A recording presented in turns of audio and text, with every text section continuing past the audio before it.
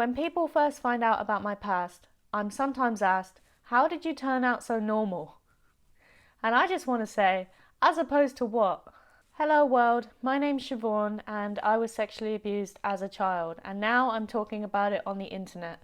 I'm doing that for the 1 in 20 children who report child sexual abuse in the UK, and also for the many, many more cases of child abuse that go unreported because the children, young people and indeed adults don't feel able to tell anybody. I remember how difficult it was for me to tell anybody that my father was abusing me. I remember the feeling that no one could ever know. That sense of isolation and loneliness is what I want to challenge in my videos, because I think it's so important that if you're being abused, you do feel able to tell somebody and seek support. Today I'm going to talk about 3 things that have helped me to recover from my experiences that I hope will help you too.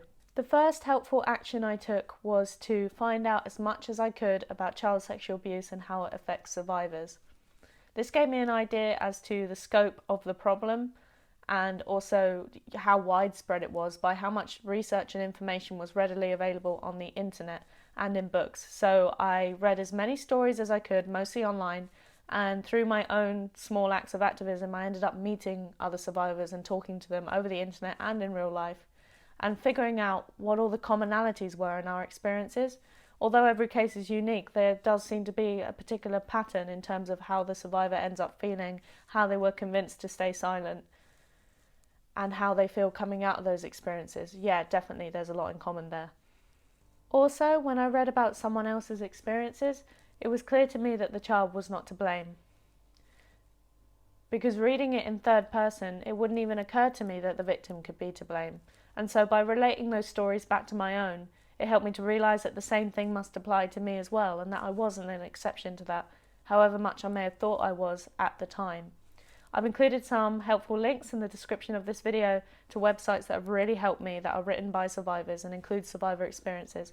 And of course you can always contact me directly via my website if you'd like to ask anything about my story or share your own. The second thing I've done that's helped me to recover from child sexual abuse is in fact regular exercise.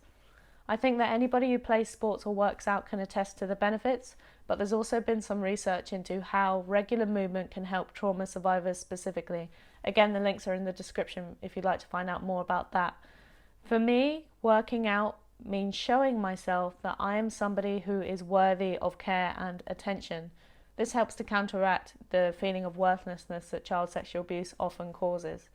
It's also showing that I don't hold my body responsible for what the abuser did, and that's pretty powerful stuff. I would say that exercise has profoundly improved my self-esteem. It's really changed my sense of confidence for the better.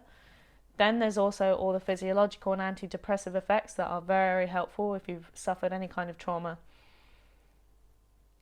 I personally like the gym and also hiking because I enjoy the personal challenge and I like to lift heavy stuff. It makes me feel powerful. The third thing I did that helped me to recover from child sexual abuse was to cut contact with anybody who didn't believe me at the point of disclosure.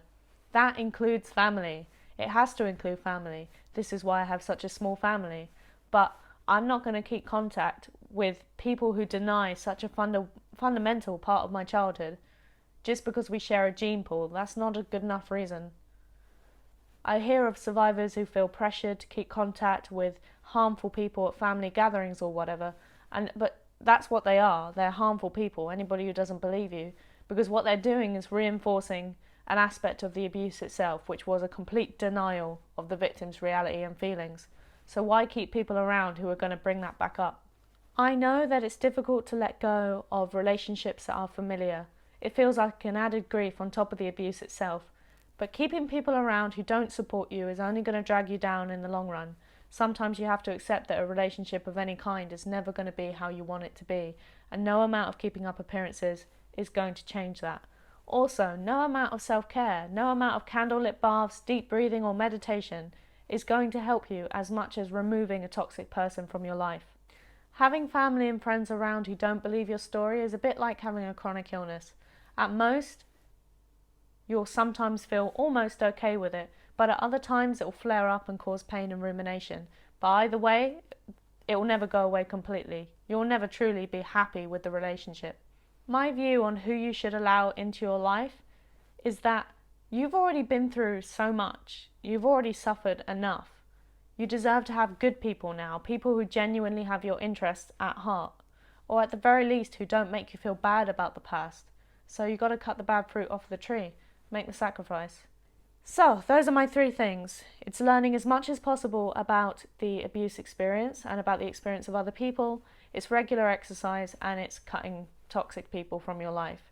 If you like this video and think that it's an important subject, then please like, comment, subscribe, share it around.